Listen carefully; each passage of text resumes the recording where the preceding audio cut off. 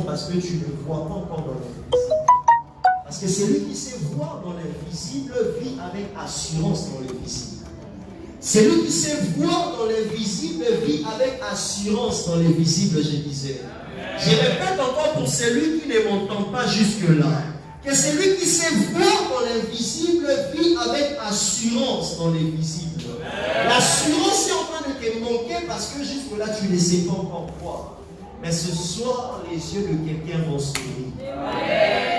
J'ai comme l'impression que cette personne viendra au deuxième culte qui n'est pas pour aujourd'hui, parce que ceux qui sont là ne savent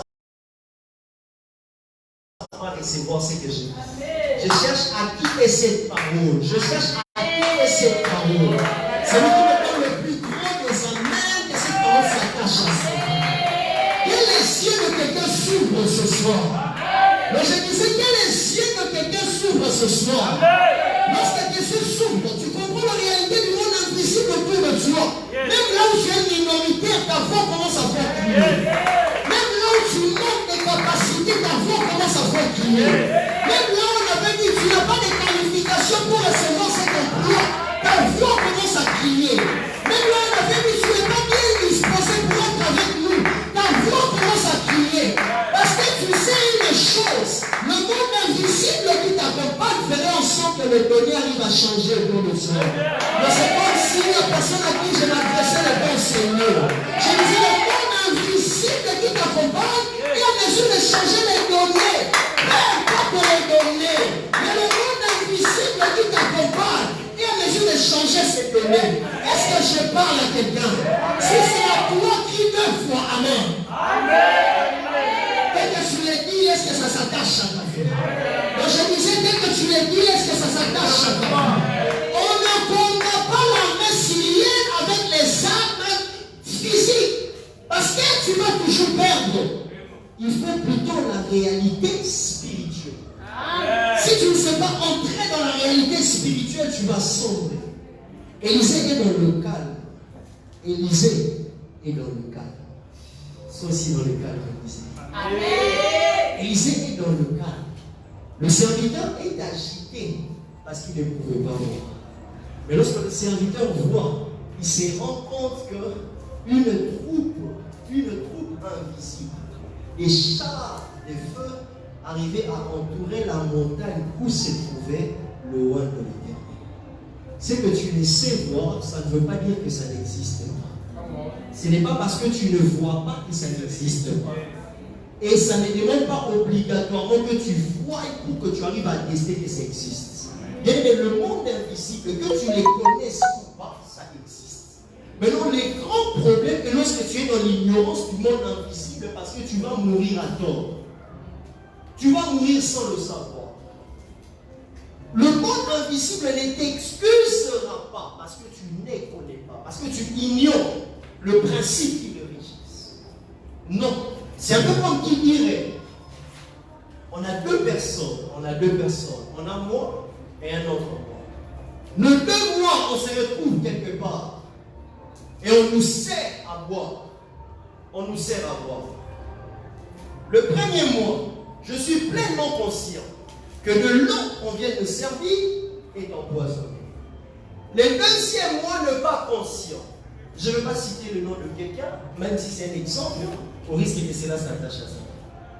Le deuxième mois est plein et même pas conscient que l'eau qu'on vient de lui servir est empoisonnée.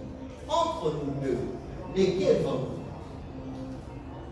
Lesquels de ces 2 personnes vont mourir? Celui qui connaît qu'il est en train de prendre de l'eau empoisonnée ou celui qui ne connaît pas qu'il est en train de prendre de l'eau empoisonnée? Les 2 personnes vont mourir. Le fait d'ignorer que ce que je suis en train de prendre contient une substance nocive à ma santé, ça n'empêchera pas à cette substance de te tuer.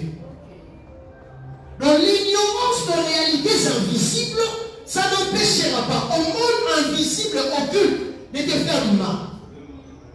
Ce n'est pas parce que tu ignores l'existence de démons que les démons vont se dire, non, puisqu'il ne nous connaît pas, qu'on ne touche pas.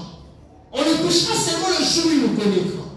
Ce n'est pas parce que tu ignores le mouvement de l'ennemi face à ta vie, à ta destinée, que le diable va t'excuser pour dire c'est encore un enfant, c'est encore un ignorant. Puisqu'il ignore complètement, que je le laisse là-bas jusqu'au jour où il va arriver à avoir la connaissance. Est-ce que je parle à quelqu'un? Est-ce que je parle à quelqu'un? Est-ce que je parle à quelqu'un? Ton amen, ça me dérange. Est-ce que je parle à ton amen? Que le Seigneur te bénisse. Et je disais que le Seigneur te bénisse. Alors pourquoi c'est très important de connaître la réalité du monde invisible? Ce n'est pas parce que tu ne vois pas cela que ça n'existe pas. Est-ce que je parle à quelqu'un? Et une autre réalité encore très importante à savoir, une autre vérité, j'allais dire. Tout ce qui est invisible n'est pas forcément spirituel. Tout ce qui est invisible n'est pas forcément spirituel. Il y a des choses qui sont invisibles à l'œil nu, mais ce ne sont pas des choses spirituelles. Ça ne veut pas dire parce que nos yeux physiques ne savent pas le voir, que forcément c'est ça le monde spirituel. Est-ce que je parle à quelqu'un? Le vent est invisible, complètement invisible à l'œil nu. Mais le vent n'est pas spirituel. Est-ce que quelqu'un me comprend? Est-ce que quelqu'un me comprend? Le microbe sont aussi invisibles à l'œil nu, mais ce ne sont pas des êtres spirituels. Est-ce que quelqu'un avec moi? Est-ce que quelqu'un avec moi? Mais lorsque nous sommes en train de parler de invisible, particulièrement, nous touchons juste l'aspect de choses qui sont spirituelles. Est-ce que je parle à quelqu'un? Lorsqu'on parle de invisible, dans ces cadres-ci, on touche l'aspect de choses qui sont spirituelles. Mais touchons un tout petit peu ce qui est matériel. Ça va nous permettre à comprendre certaines choses.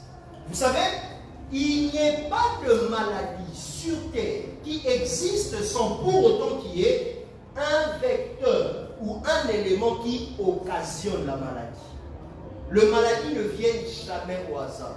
Il y a toujours un élément qui arrive à occasionner une maladie. Ça peut être une bactérie, ça peut être un microbe, ça peut être un virus. Comme un exemple, nous sommes dans un temps où il y a la pandémie de Covid-19 qui dérange. Il y a un virus qu'on essaie de voir avec nos yeux physiques qui se trouve à la base de cette maladie. Le contact avec le virus en question, ça fait en sorte que tu arrives à attraper une certaine maladie. Donc il y a une réalité qu'on ne voit pas, qui fait en sorte que dans la vie courante, qu'on arrive à rencontrer ou à connaître certaines mauvaises choses, ou que certaines calamités arrivent à nous attraper. Lorsqu'on se retrouve dans une phase où on est malade, comme là maintenant avec cette pandémie, on est conditionné de changer aussi notre mode de vie. Parce que qui ne veut pas changer son mode de vie se retrouverait confronté à la pandémie en question. La manière de vivre, la manière de te conduire, les habitudes que tu arrives à adopter, ça arriverait à déterminer si, oui ou non, cette maladie arriverait à t'atteindre, si oui ou non, une fois que la maladie t'atteint, tu t'en sortirais ou si tu t'en sortirais pas. Lorsqu'on est atteint par ces virus qui semblent être invisibles aux yeux physiques, notre mode de vie va conditionner ce que sera le reste, ce que sera la suite.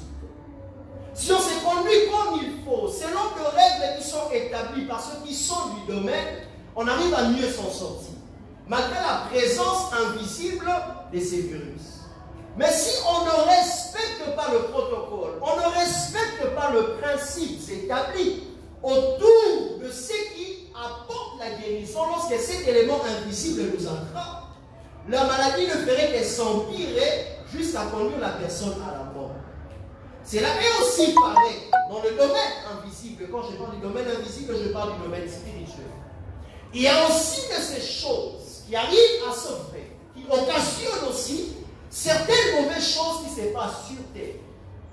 De même, dès qu'on lutte contre le coronavirus, il y a aussi le principe que nous devons suivre. Et ce principe fera en sorte que soit on arrive à vaincre, ou soit qu'on arrive à échouer. Est-ce que je parle à quelqu'un? Est-ce que je parle à quelqu'un? Donc si toi de ton côté, tu ne sais pas respecter aussi le protocole divin, tu ne sais pas respecter le protocole spirituel, autour de batailles invisibles autour de ta vie, tu te retrouverais face à une bataille qui arrive à te mettre par terre alors que tu n'étais pas censé être par terre. Est-ce que je parle à quelqu'un? Regarde ton voisin. S'il était clément, reste avec le même voisin. S'il ne l'était pas, change de voisin. Dis au voisin clément que tu dois respecter le protocole. Trouve un autre voisin clément. Je ne pense pas que ce soit les seuls voisins cléments. Dis à l'autre voisin clément, tu dois respecter le protocole divin. Est-ce que quelqu'un me comprend? Est-ce que quelqu'un me comprend?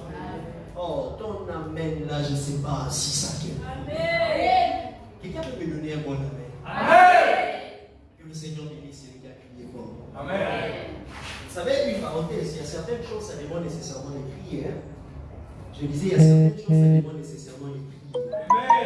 Il y a certaines choses, ça demande nécessairement de crier. Même si tu n'es pas habitué, il y a certaines prières, le Seigneur n'entendra que dans la mesure où il y a un cri qui s'ensuit. Donc, je disais, dans la mesure où il y a un cri qui s'ensuit. Le Seigneur est en train de parler par rapport aux enfants d'Israël. Il dit ceci, j'ai entendu les cris qui leur font pousser leurs oppresseurs. Les cris sont parvenus jusqu'à moi. Est-ce que les cris de quelqu'un peut parvenir jusqu'à l'Éternel ce soir? Amen. Il est en train de dire au prophète Zacharie, crie et prophétise. Pas simplement prophétiser, mais commence d'abord par crier et après prophétise. Parce que cette onction prophétique ne fait rien que couler dans la mesure où il y a un cri qui arrive dans le Seigneur. Lorsqu'on s'est retrouvé prochain, pourvu que le Seigneur revienne tôt, si le Seigneur ne revient pas avant le mois prochain, et si nous t'apporte la grâce d'être toujours debout en pleine forme, on va parler autour de la culture prophétique tout le long du mois prochain. Et je crois que le Seigneur va venir plusieurs. Amen. On amène les hommes intimidés. Que le Seigneur te bénisse à toi. Je ne serai pas très long ce soir, malgré que je commence quand même à l'être un tout petit peu. Mais je fais des bons pour m'arrêter dans quelques minutes. Quelqu'un me fait confiance, non? Amen. Le Seigneur aussi me fait confiance. Il sait que non, je vais m'arrêter très bientôt. Mais avant d'aller très loin, j'aimerais reculer un tout petit peu. J'allais commencer plutôt par là. Mais j'ai été emporté par la mouvance de l'atmosphère qu'on m'a laissé ici pour ne pas commencer par là. Je bénis fortement le Seigneur pour ces jours. Amen. Je sais que je bénis fortement le Seigneur pour ces jours. Amen. Pour ceux qui sont avec moi dans les réseaux sociaux et tout,